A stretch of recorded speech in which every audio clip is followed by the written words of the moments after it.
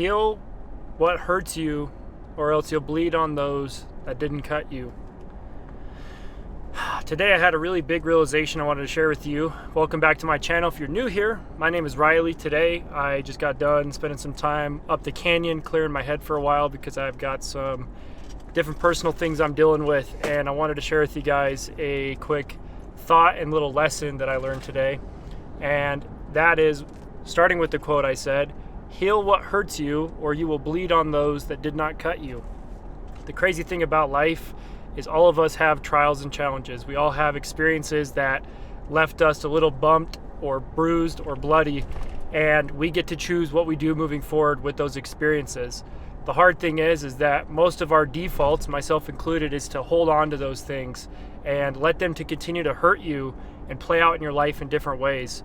And like that quote mentioned, if you don't heal what hurts you, then you'll end up passing the blood or the wound onto those that didn't even cut you. You'll start to project those wounds onto other people. Sorry for the crazy lighting, I'm driving, so bear with me. But anyways, you'll start to bleed on all those people around you that didn't even have anything to do with what hurt you the first time or in the first place. And the tricky thing is that I've learned today is that you think what you need to do is forgive all those people that hurt you, right?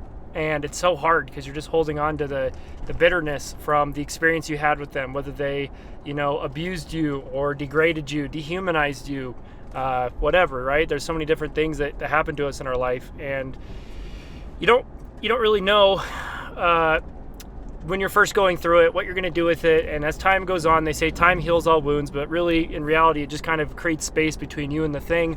But until you actually heal the thing, it just kind of sticks around in different ways, and then it shows up in different people. If you can relate, let me know. So let me get to the point. The lesson I learned today is that maybe what it is not so much that we need to forgive other people, but that we need to forgive ourselves first and foremost for whatever. Maybe it's because we hold resentment towards ourselves for putting ourselves in the position to be hurt in the first place, or we don't forgive ourselves for trusting someone we shouldn't have trusted because they broke our trust, or we don't forgive ourselves for not maybe listening to that internal voice that told us no, and instead we said yes. And next thing you know, we're frustrated down the road because we're still hurting from the thing that hurt us in the first place. Plus, we haven't forgiven ourselves, and we're somehow expected to forgive the other person, when in reality, you cannot give other people that which you do not give yourself. If you don't love yourself, you can't love another. If you don't forgive yourself, you can't forgive them. And I'm speaking to myself just as much as I'm speaking to you right now. So if this resonates, please let me know. But in a nutshell, that's some thoughts I had when I was up the canyon and earlier today, that number one, if you don't heal what hurts you, you're just going to bleed on those that didn't even cut you. And number two, you think what you need to do is forgive somebody else, but in reality, it starts here. You got to forgive yourself.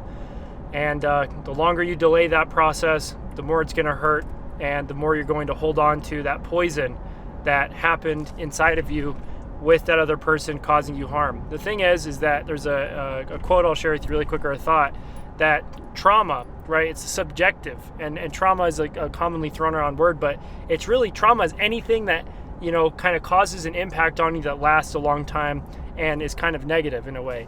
The thing is that trauma is subjective, meaning what hurt me may not have hurt you.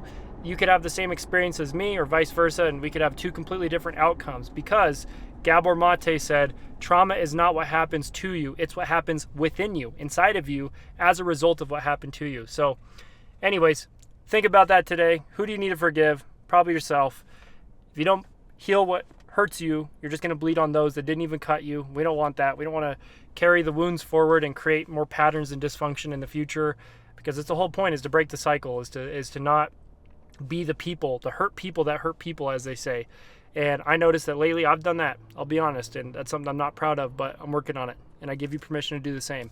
So again, trauma's subjective, right? It's what happens within you as a result of what happens to you. If you don't heal it, you'll end up passing it on or projecting it onto those around you. That's not fun. And lastly, in order to forgive others, you first got to forgive yourself for being a part of the situation in the first place. Hopefully that helps. Much love, my friend. See you in the next one.